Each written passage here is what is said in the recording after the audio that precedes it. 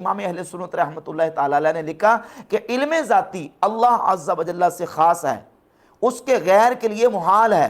جو اس میں سے کوئی چیز اگرچہ ایک ذرہ سے کم تر غیر خدا کے لیے مانے وہ یقیناً کافر و مشرک ہے۔ جو علم ذاتی اللہ رب العزت کا ہے وہ اللہ تعالیٰ کے علاوہ کسی اور کے لیے مانے وہ کافر ہے، مشرک ہے۔ ہم اللہ رب العزت کے علم ذاتی کو نبی پاک صلی اللہ علیہ وآلہ وسلم کے لیے نہیں مانتے،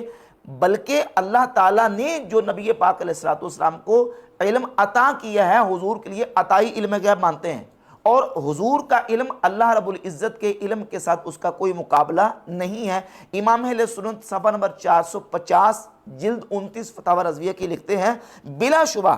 غیر خدا کا علم معلومات الہیہ کو حاوی نہیں ہو سکتا،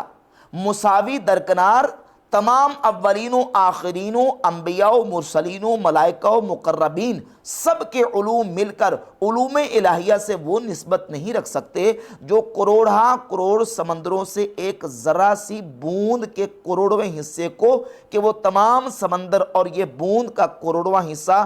دونوں متناہی ہیں، اور متناہی کو متناہی سے نسبت ضرور ہے، بخلاف علوم الہیہ